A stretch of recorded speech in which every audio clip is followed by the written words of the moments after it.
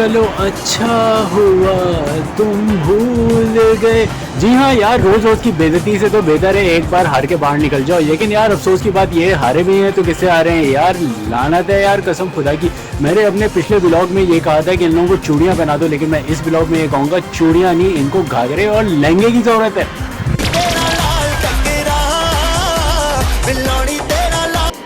भाई ने pizza order कर दिया था यार खुशी के मारे यार कि पाकिस्तान आज जीतेगा यार, वो भी शर्त हार गया मैं।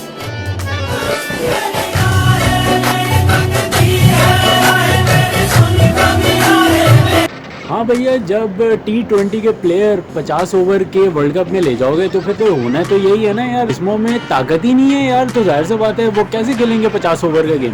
कैसे दिया आपको है? कहते हैं बॉयज क्या बॉयज की तोने होती हैं, आधे प्लेयर की तो तोने निकली हुई है सिवाय 2-3 को छोड़ के। मौसम तो ऐसा लग रहा है दिल गार्डन गार्डन हो रहा है, बहुत मजा आ रहा है। आप विराट कोहली से कंपेयर करते हैं, आप विराट कोहली का डाइट प्लान देख लें, आप विराट कोहली की बॉडी देख लें, आप विराट कोहली की एक्सरसाइज देख लें, किसी भी तरीके से उसका कोई कंपटीशन ही नहीं है पाकिस्तान के किसी खिलाड़ी से। हम इतने अरसे से रोना रो रहे हैं कि महंगाई है, हम अफोर्ड नहीं कर सकते, हमें अपने अखराजात कम करने पड़ेंगे।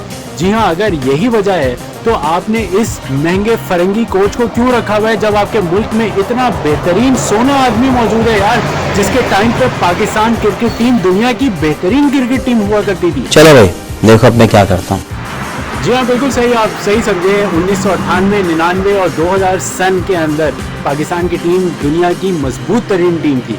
और जी हाँ, इसका सेहरा जाता है पाकिस्तान के हेड कोच को, जावेद मियांदाद को। मेरी तो एक सजेशन है पीसीबी को कि यार इस महंगे फरंगी कोच को निकालो और सिर्फ 2 लोगों को अगर आप कोचिंग के अंदर रख लेना, एक जावेद मियांदाद को एज ए हेड कोच और दूसरा बॉलिंग कोच में मोहम्मद आसिफ को, यार कसम खुदा की 4 साल के अंदर बेहतरीन टीम तैयार हो सकती है। लम्हा फिक्रिया है और on a serious note PCB को एक्शन लेना पड़ेगा।